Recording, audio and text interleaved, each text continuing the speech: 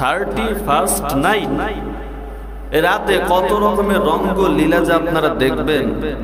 কেউ বক্স বাজায় আনন্দ করবে, কেউ মেয়ে নিয়ে পার্কে ঘুরতে যাবে। তো এই 31st নাইটের মধ্যে দুইটা দল আছে, একটারে বলে মফিস আর একটারে বলে বুদ্ধিমান। একটার নাম কি? দুই দল। কয় দল? এদিকে দেখেন, এই 31st নাইটের কয় দল? আরো জোরে, আর একবার জোরসে বলো।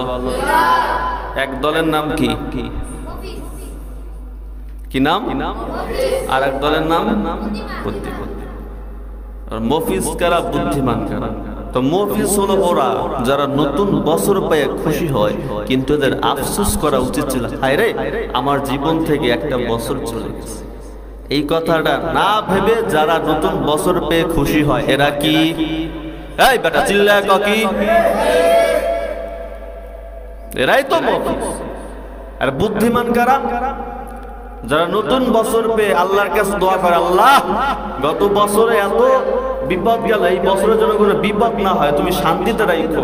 একটা বছর হায়াত থেকে চলে গেল, আমার হায়াত থেকে একটা অংশ চলে গেল, তুমি বাকি হায়াতটুকু ঈমানের সাথে চলার তৌফিক দান করো। যারা এই বুদ্ধিমান, তারা কোনোদিন গান বাজনা করতে পারে না, তারা ড্যান্স মারতে পারে না, তারা তাহাজ্জুদ নামাজ পড়ে রবের কাছে দোয়া করতে করতে 31st নাইট পার করে, ঠিক কিনা? তো যেগুলো দেখবেন ড্যান্স করে, ওগুলার কবেন কি? চিল্লায় কি কবি? এরকম ডাক দিবে মফিজ, এরকম ডাইকে বলবা। এলাকায় যেন কোন রকম গান বাজনা বেহায়াপনা না হয়।